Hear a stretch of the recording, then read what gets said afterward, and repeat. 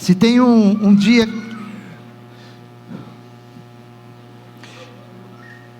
Se tem um dia que é para a gente vir bonito, é do dia da ceia. Porque é a nossa festa. É a nossa festa. É o dia de nós celebrarmos, festejarmos. É o dia de nós saudarmos esta grande vitória, não é?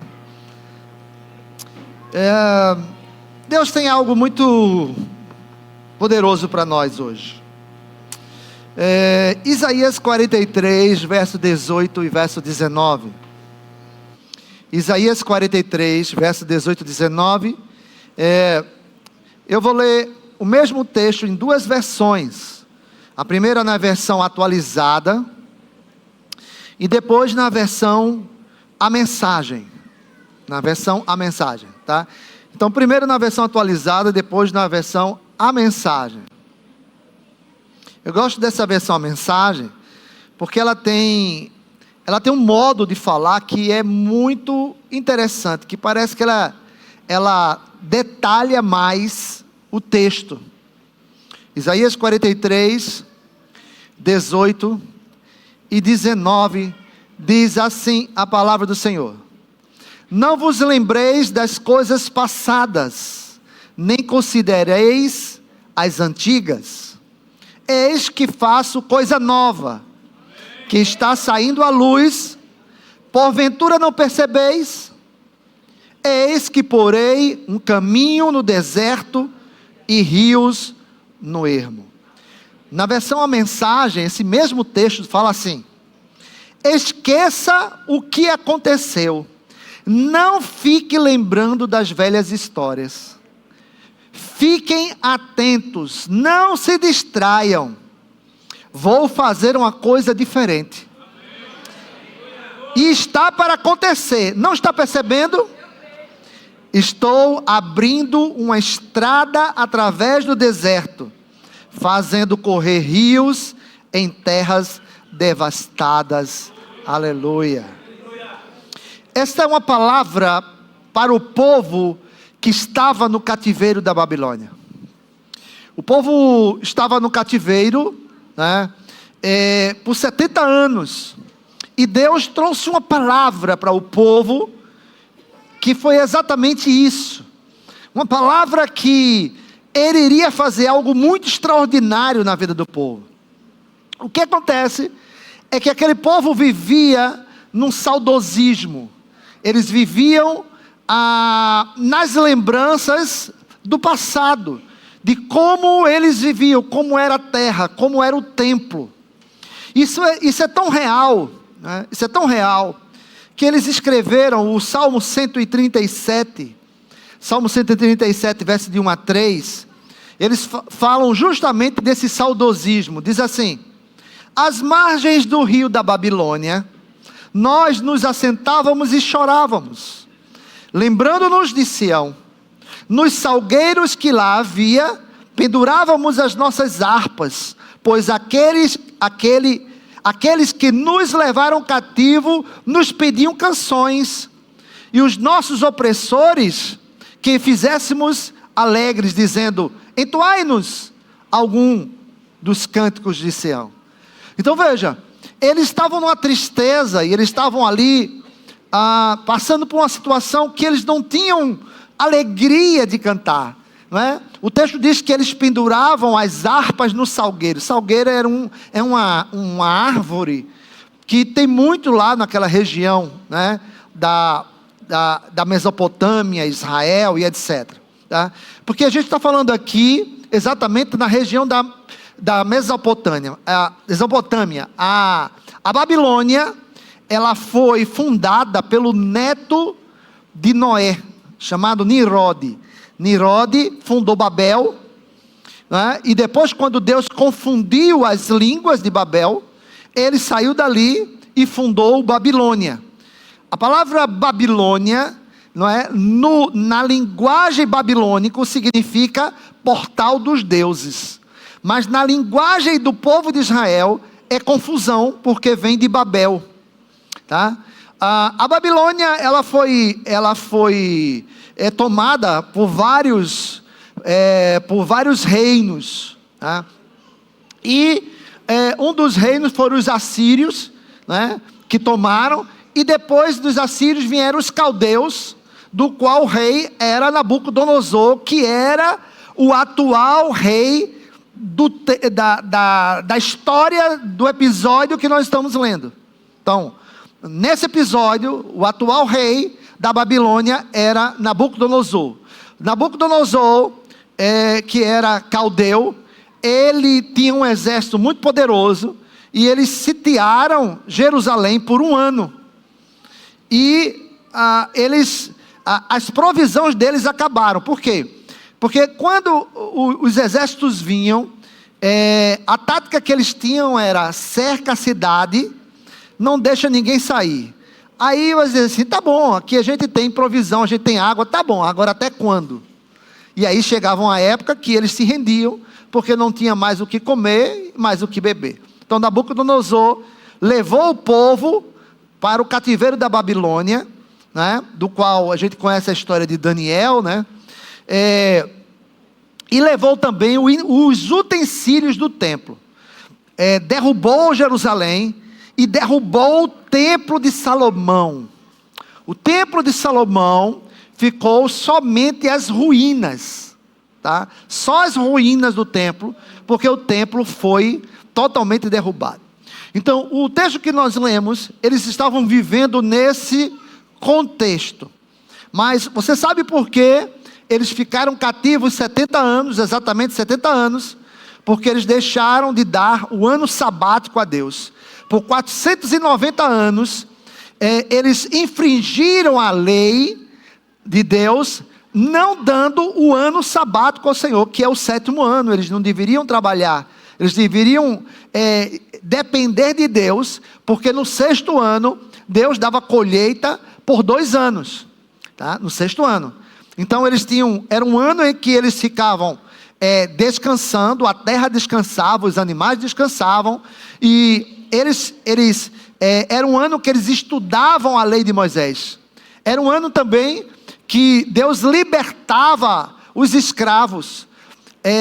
As dívidas eram pagas, eram sanadas, não é? No 7º ano. Então, depois do 7º ano, zerava tudo e começava um novo ciclo de 7 anos. E eles, por 490 anos, eles deixaram de dar o ano sabático ao Senhor. Então eles ficaram devendo a Deus 70 anos. Deus enviou profetas como Jeremias, né, que foi esbofeteado, porque pregava a palavra, dizendo ao povo que o povo se arrependesse, porque senão Deus ia trazer juízo sobre o povo, tá? E aí eles não deram ouvido. Aí veio Nabucodonosor, levou o povo para o cativeiro da Babilônia. Só que no cativeiro eles viviam justamente da saudade, viviam dos pensamentos dos pensamentos do que eles viviam antes, do templo, das casas deles, né? De como eles viviam bem, de como eles eram prósperos. Eles viviam desse jeito. E aí veio o texto, justamente esse texto de Isaías, dizendo para aquele povo que eles não ficassem lembrando das velhas histórias. Você sabe que nos dias atuais existem também cristãos vivendo nesse saudosismo, né? Vivendo naquilo que foram ligados no passado. Ou se foi de bom, ou se foi de ruim, né? E aí o Senhor hoje traz uma palavra para nós, essa mesma palavra. Por quê, irmãos? Você vai dizer assim: mas apóstolo, essa palavra não foi para nós, essa palavra foi para o povo de Israel que estava no cativeiro da Babilônia, tá? Se a gente considerar isso, nenhuma palavra parece que é para nós na Bíblia, porque a palavra que é para nós é aquela que a gente se apropria dela. É aquela que a gente traz para a nossa vida e diz: isso aqui é para mim. Porque o modus operandi de Deus não mudou de jeito nenhum. E a gente não está falando aqui de uma palavra, o que a gente vai trazer hoje não é uma palavra específica para a Babilônia, mas é uma palavra específica para todos aqueles que creem.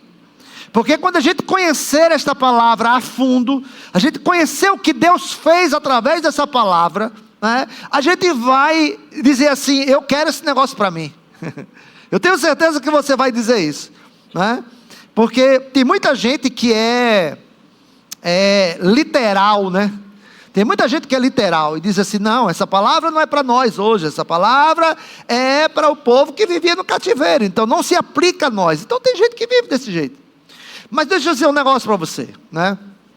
Existem pessoas que vivem nesse saudosismo, né? E aí fica justamente apegado às coisas velhas. E aí o Senhor disse: esqueça o que aconteceu, não fique lembrando das velhas histórias. E é justamente uma palavra para que a gente, quando olha para trás, a gente diz assim: ah, como foi bom. Eu ministrei essa palavra quarta-feira, né? Quebrando o espelho retrovisor. Quem assistiu? Pouca gente ainda, viu? Vocês estão dormindo no ponto. Quarta-feira, 7 da manhã. Bota o fonezinho de ouvido, ou você não consegue acordar de 7. Não é possível, né? Não é possível. Então tem muita gente que não assistiu ainda, irmãos, não é? E para o seu bem, fica lá gravado, tá? Então assista lá, quebrando o espelho retrovisor. Foi a palavra dessa semana. Então veja, muita gente que deixa de olhar para frente para ficar vivendo um passado que já passou. O nome já está dizendo passado, né? Ainda que o seu passado foi muito bom, ou ainda que o seu passado foi muito ruim, não dá para comparar com aquilo que Deus vai fazer ainda. Então a gente tem que ter saudade do que a gente ainda não viveu, e não do que a gente já viveu. A gente tem que ter saudade daquilo que está diante de nós, porque o Senhor nunca está lá atrás, Ele sempre está na frente, não é? Por isso que Ele diz que a gente precisa esquecer as velhas histórias, e Deus nos manda justamente olhar para frente. Por quê? Porque Ele diz que na nossa vida a gente precisa encerrar as velhas sentenças. No livro de Levítico, capítulo 26, verso 10, diz assim a palavra do Senhor: comereis o velho da colheita anterior, e para dar lugar ao novo, tirareis fora o velho. Você sabe que tem gente que é acumuladora, né? Tem gente que é acumuladora, que gosta de acumular coisas em casa, né? E aí quando vê, o guarda-roupa está super lotado de coisas velhas que não usa. Aí fala: deixa aí que eu vou usar. Não usa, mas não quer dar, né? Não quer emprestar, não quer ir vender. Aí sabe o que acontece? Aquilo dali é o impedimento para vir as coisas novas. Você sabia disso? É o impedimento para vir as roupas novas. Você fica cheio de mulambo lá no teu coisa, com pena, diz assim: ah, isso aqui foi daquele tempo, isso aqui foi naquele dia que eu ganhei, isso aqui foi do meu casamento. Tá danado o quê? Em casa tem isso assim também, essas coisas. É uma luta. Ah, isso aqui foi minha mãe que me deu. Irmãos, se você não tirar o velho, não vai vir o novo. Não o seu marido. Cuidado para você não confundir, porque hoje a gente tem que explicar bem direitinho, não é? Hoje a gente tem que explicar para dizer assim: não, foi o apóstolo que mandou, vá-se embora. Isso não é o teu marido. Mas a gente precisa tirar o velho para que venha o novo. Diga a pessoa que está do seu lado assim, diga: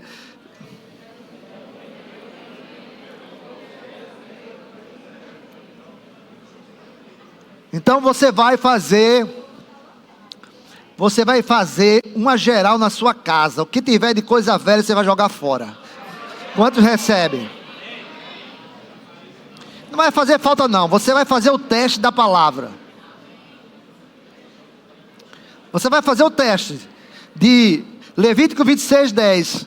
Comereis o velho da colheita anterior, e para dar lugar ao novo, tirareis fora o velho. De verdade, irmãos. Essa semana eu fiz lá, tinha 2 gavetas cheias. Eu tirei uma gaveta todinha, Para encher de novo. Não é? Para encher de novo. Eu vou botando lá, camisa de corrida. Às vezes eu tenho tanta lá que eu digo, meu Deus, para que tanto assim? Eu vou tirar uma metade, aí tiro a metade. Daqui a pouco, quando eu vejo, está cheio de novo. Porque é assim que funcionam as coisas. Entendeu? Isso é um princípio divino. Então, uma outra coisa que muita gente acha, que Deus não faz coisas novas nos dias atuais. Tem gente que acha, né? Você conhece gente assim? Tem gente que acha que diz assim, não, se não for daquele tempo, do jeito que Deus fazia daquele tempo, não é Deus. Irmãos, Deus faz nova todas as coisas, todos os dias, você sabia disso? Está lá em Lamentações de Jeremias 3, 22 e 23. Diz assim, as misericórdias do Senhor são a causa de nós não sermos consumidos, porque as suas misericórdias não têm fim, e renovam-se a cada manhã, grande é a tua fidelidade. Então todo dia Deus tem uma misericórdia nova para nós, irmãos, olha que maravilha. Então Deus faz nova todas as coisas, todos os dias. A misericórdia de ontem não serve para hoje, a de hoje, quando você dormir, quando acordar amanhã, aí você faz assim, Senhor, muito obrigado pela misericórdia de hoje. Porque o Senhor renova a cada manhã a sua misericórdia. Mas aí tem gente que acha que Deus não faz coisas novas nesses dias. E deixa eu dizer que Deus, Ele é especialista em fazer coisas novas, Ele é especialista em criatividade, né? Deus não sabe fazer nada pouco. Pode ver. Ele poderia, irmãos, fazer o quê? Umas 10 qualidades de peixes, umas 50 tipos de árvores, né? Ele poderia fazer, sei lá, uns 20 tipos de répteis só. Olha a quantidade, irmãos. Tem planta na Amazônia que o povo nem conhece ainda na floresta. Tem animal ainda, né? Muriçoca, mosquito, percevejo, borboleta, que o povo ainda nem viu, nem descobriu ainda. De tão criativo que Deus é. Aí, diante dessa grandeza de Deus, a gente acha que Deus não faz coisas novas nos dias atuais. E aí o que acontece é que o povo, ele fica despercebido, tá? Despercebido, porque ele começa a primeiro, viver do saudosismo, viver das coisas passadas. Segundo, ele começa a pensar que Deus não pode fazer algo novo e diferente, né? Então o povo dentro da Babilônia, o que eles faziam? Na mente deles, eles não tinham mais saída. Por quê? Porque Nabucodonosor, o Império Caldeu, né?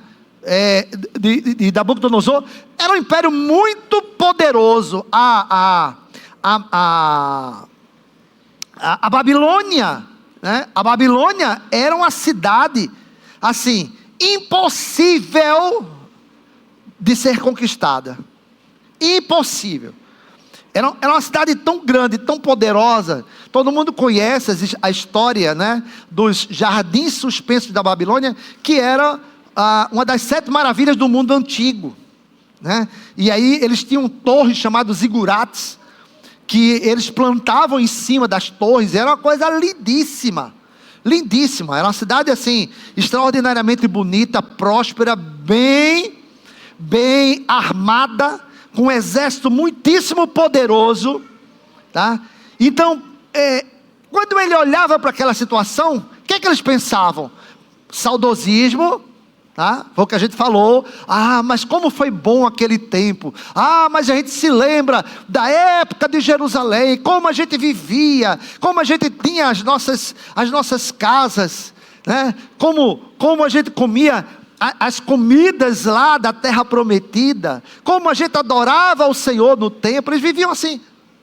E a outra, eles diziam assim, não, é impossível a gente sair daqui, né? Estamos fadados a morrer na Babilônia, porque não tem como Deus nos tirar daqui. Olha, era o que eles pensavam, irmãos. Por isso que veio o texto de Isaías, dizendo assim, não vos lembreis das coisas passadas, nem considerais as antigas. Eis que faço coisa nova, está saindo à luz, porventura não percebeis?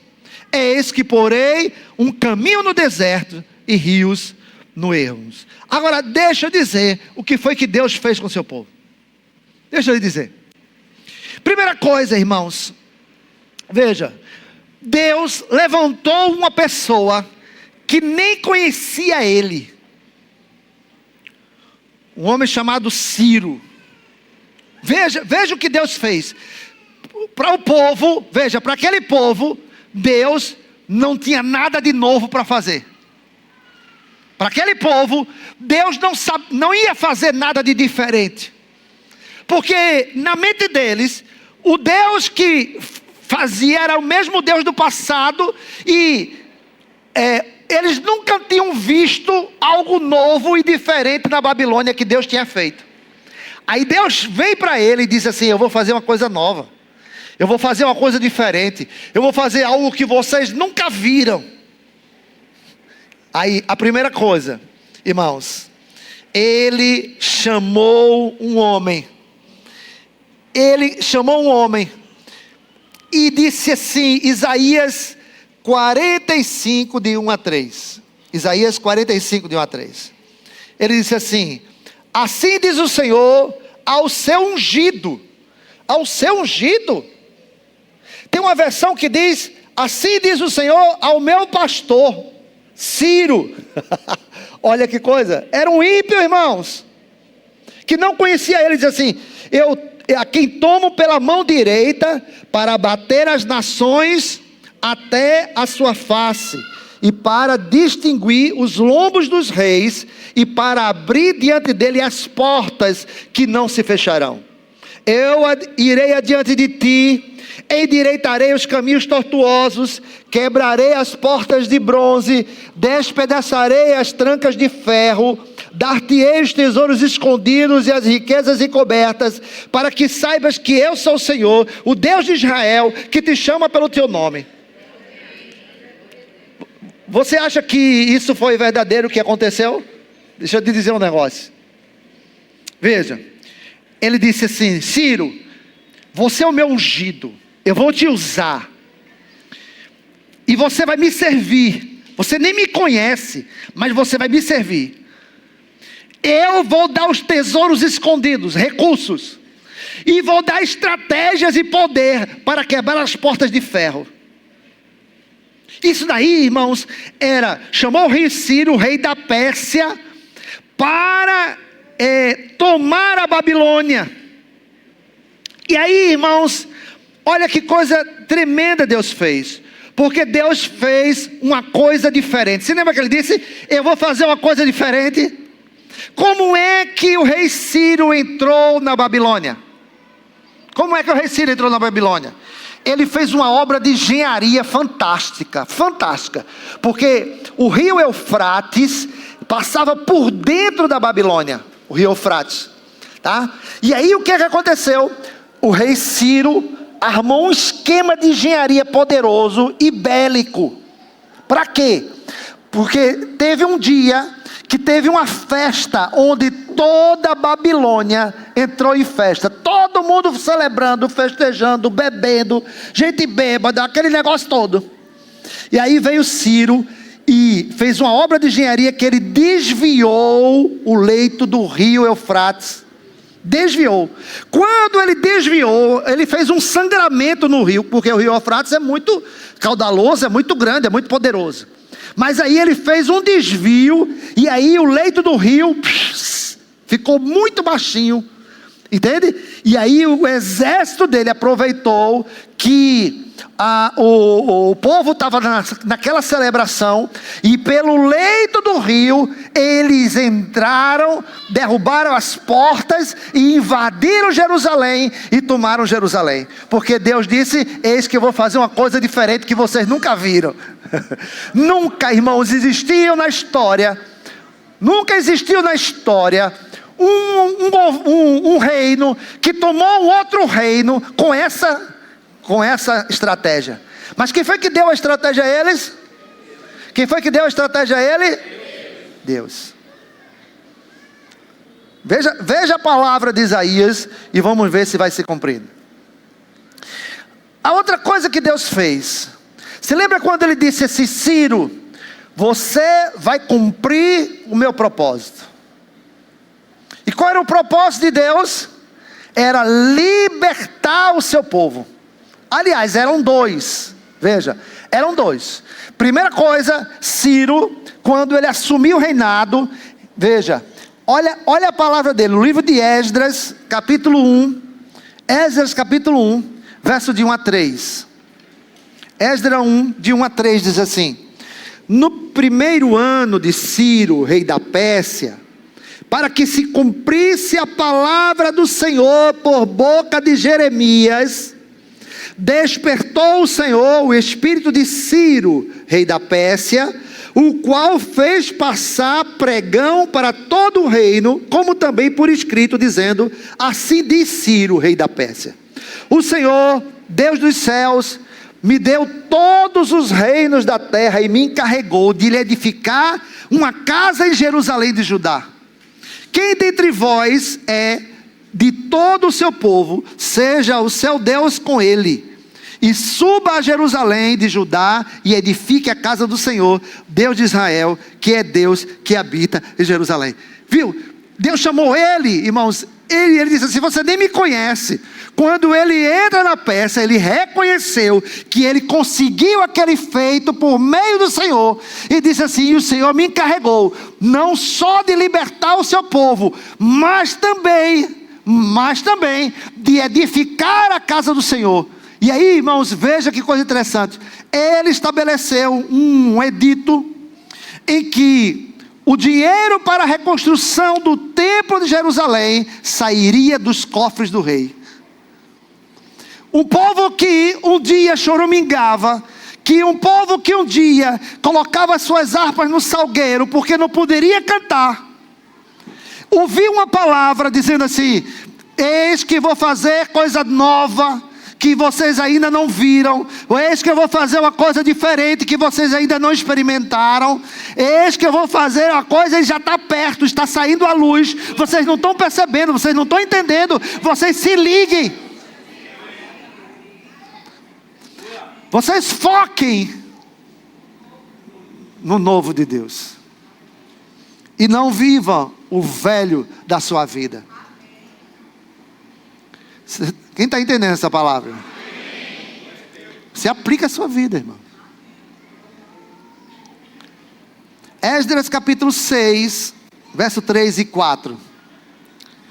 O rei Ciro, no seu primeiro ano, baixou o seguinte decreto: com respeito à casa de Deus em Jerusalém, deve ela edificar-se para ser um lugar em que se façam sacrifícios.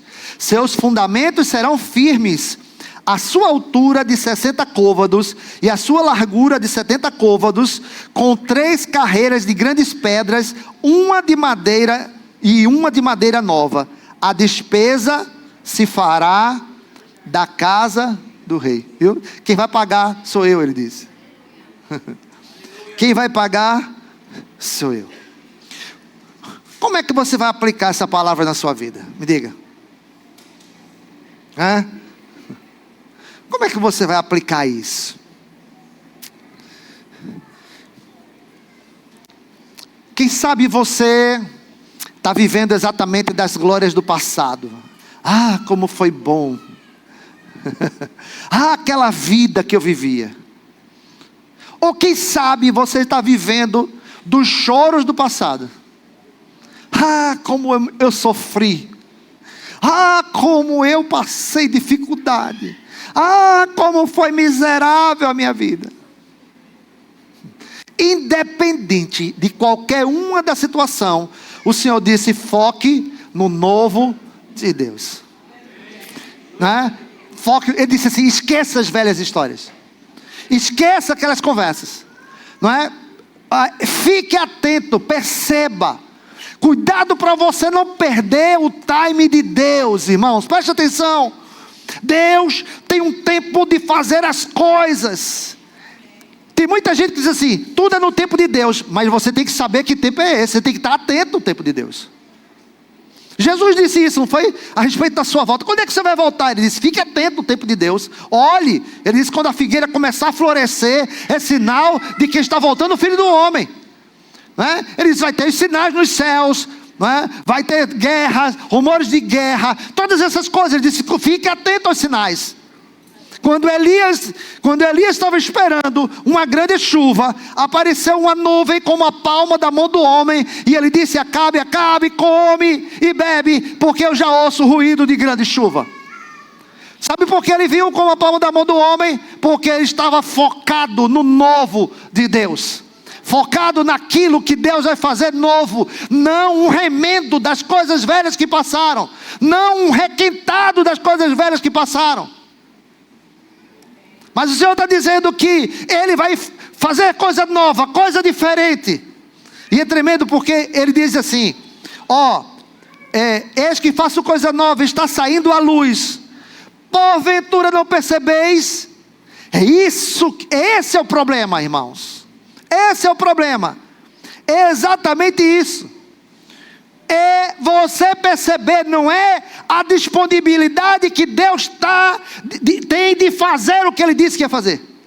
É você estar atento para entender quando Deus estiver fazendo. Se você estiver ligado às coisas velhas do passado, você não vai ver.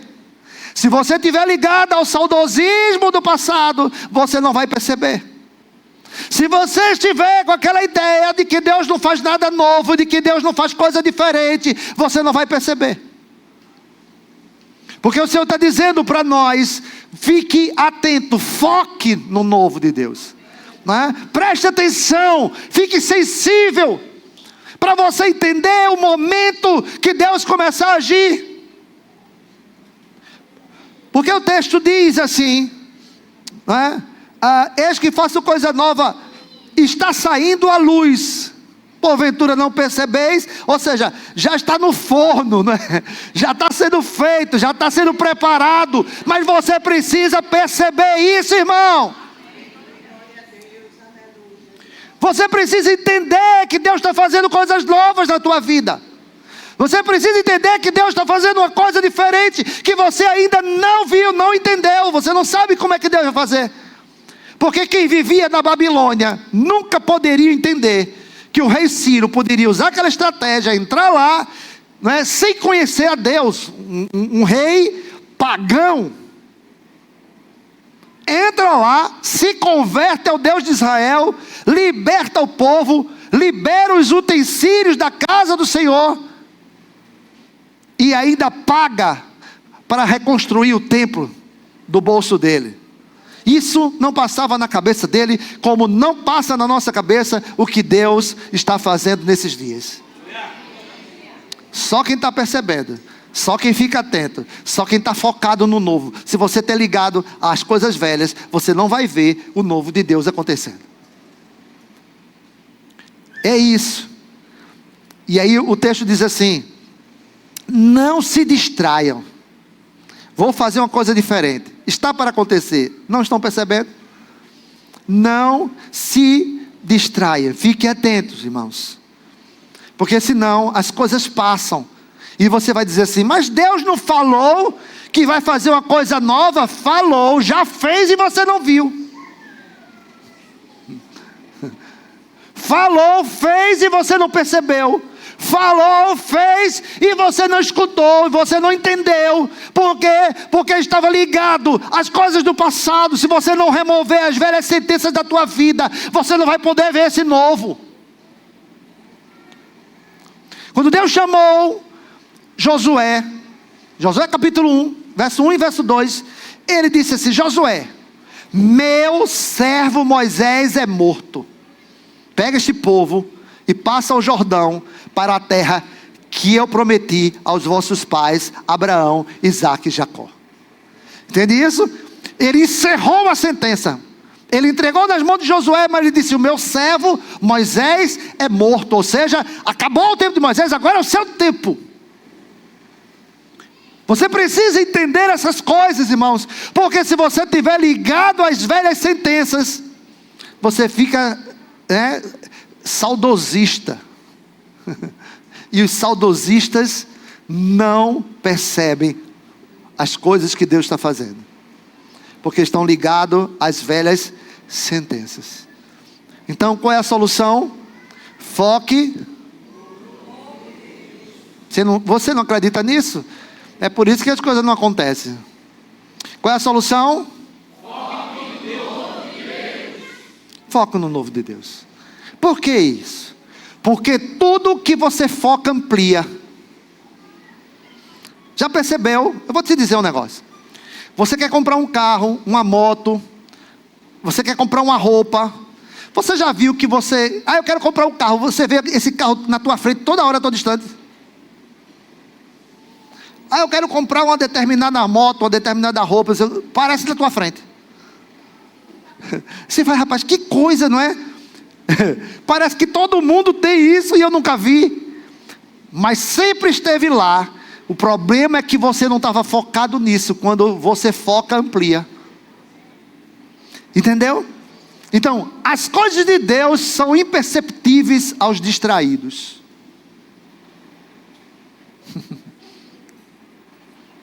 Né? Mas tudo que você foca, amplia.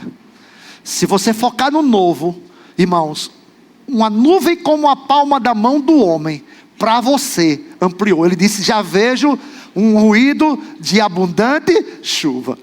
Porque tudo que ele foca, ampliou. Quando ele viu uma nuvem como a palma da mão do homem, ele não viu a nuvem, ele viu abundante chuva. Porque quando ele foca na nuvem, ampliou. Tudo que você foca, amplia. Tudo que você foca, amplia. Não é? Você conversa com uma pessoa que é cabeleireira. Você está conversando com ela, ela está olhando o teu cabelo que está com 3 pontas, não é? Seco, parecendo um bombril, não é? Descolorido, não é não? Conversa com a Thaís, ela fica olhando para a tua boca logo. Aí diz assim, ai meu Deus, tudo troncho. Mas se conversar comigo, eu nem quero saber da tua boca. Entendeu? Porque eu não foco nisso, então não amplia. É ou não é? É exatamente assim. As coisas do Senhor, o novo de Deus é desse jeito. É isso que o Senhor nos chama. Ele diz assim, se você focar no novo de Deus, um detalhe de Deus para você será grande coisa, porque você está focado naquilo. Entende? Você está focado naquilo. Então, um pequeno sinal, você já começa a celebrar, porque você já diz assim, o novo de Deus já começou. Por isso que ele disse, não se distraiam. Vou fazer uma coisa diferente. Está para acontecer. Não estão percebendo? Porque ele estava dizendo para aquele povo, se vocês ficarem olhando, né, aquelas coisinhas do passado, se vocês ficarem olhando, vocês não vão perceber. Vocês não vão entender. Vocês não vão captar o que Deus tem para nós nesses dias, tem para você nesses dias. Porque a palavra do Senhor na tua vida é que Ele vai fazer uma coisa nova, uma coisa diferente. Mas se você não estiver focado no novo, você não vai ver, irmãos. Então diga a pessoa que está do seu lado, diga assim, foque no novo de Deus. Foque no novo de Deus. Quem recebe essa palavra, fique de pé.